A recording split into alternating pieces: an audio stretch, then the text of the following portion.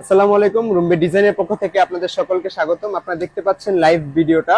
তো আমি আজকে আপনাদের দেখাবো যে আমাদের ফ্যাক্টরির শুরু থেকে শেষ পর্যন্ত থান কাপড় আসা থেকে শুরু করে একদম প্যাকেজিং পর্যন্ত কি কি হয় না হয়, কিভাবে সবকিছু আমরা করি একদম নিজ হাতে সেলাই করে, এগুলোই আমি আপনাদের দেখাবো। ফার্স্টে আমি দেখাচ্ছি যে আমাদের এই থান কাপড়গুলো, আমাদের এখানে যথেষ্ট পরিমাণে থান আছে, স্টকে অ্যাভেলেবেল আছে। আমাদের এখানে অনেকগুলো কালার অ্যাভেলেবেল আছে। তো দেখতে পাচ্ছেন খুব সুন্দর সুন্দর কতগুলো কালার। তো ফার্স্টে থান থেকে আমাদের শুরু হয় বেডশিট।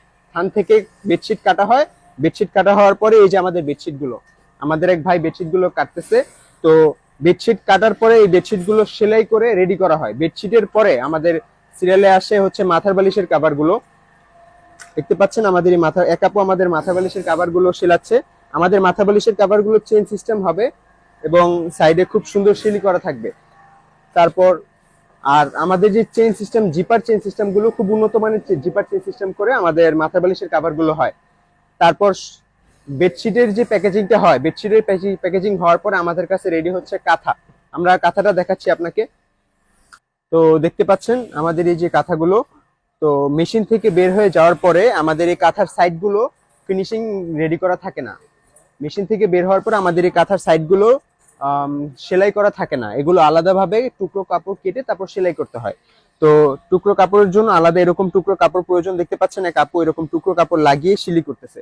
তো কাঁথার প্রসেসটা পুরোপুরি ভাবে হয়ে যাওয়ার পরে, কাঁথাগুলো রেডি হওয়ার পরে এই কাঁথাগুলো চলে যায় এই টেবিলে। এখানে 2-3 জন আপু মিলে এই কাঁথাগুলো সুতো, তারপর রিজেক্ট আছে কিনা সবকিছু নিখুঁত ভাবে ভালোভাবে চেক করে বাছাই করে। বাছাই করার পরেই তারপর আমাদের এই কাঁথা বেডশিটের এই কম্বোটা 100% রেডি হয়ে যায়। আমি আপনাদেরকে কাঁথার বেডশিটের কম্বোটা আমি আপনাকে দেখাবো। তার আগে আমি দেখাচ্ছি যে আমাদের এই মেশিনটা, আমাদের যে মেশিনটা থেকে আমাদের কাঁথাটা বের হয়, এই যে এটাই হচ্ছে সেটা। আপনারা দেখতে পাচ্ছেন এখানেই আমাদের এই মেশিনের মাধ্যমে আমাদের এই কাঁথাগুলো বের হয়। এখানে ডায়মন্ড শিলি দেওয়া, একদম উন্নত মানের ডায়মন্ড শিলি ঘন সেলের আমাদের এই কাঁথাগুলো হয়।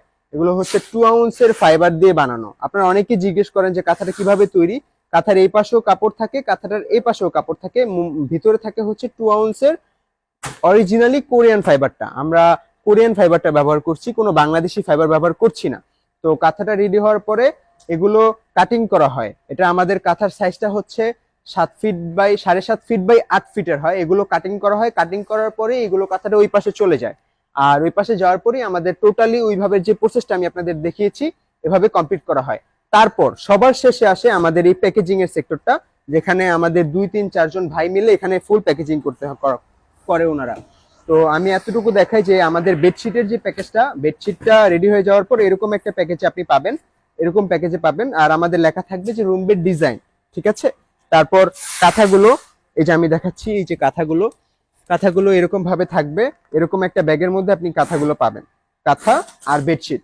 তো অর্ডার করে ফেলার পর যখন এগুলো রেডি হয়ে যাবে, যখন ডেলিভারি ম্যান আপনার কাছে নিয়ে যাবে, তখন আপনি এরকম একটা কার্টুনে আপনি আপনার পার্সেলটা পেয়ে যাবেন। পার্সেলটা খোলার পরে আপনি দেখবেন এরকম একটা বেডশিট, এরকম একটা কাঁথা। আর আমাদের এই ফুল প্যাকেজটা আপনি অর্ডার করে নিতে পারেন আমাদের অনলাইন থেকে। আমাদের পেজ আছে, আমাদের পেজে নক করতে পারেন, অথবা অর্ডার নাও বাটনে ক্লিক করে আপনি অর্ডারটি কনফার্ম করে দিতে পারেন। যারা দেখেছেন তাদের সবাইকে খুবই ধন্যবাদ। আসসালাম।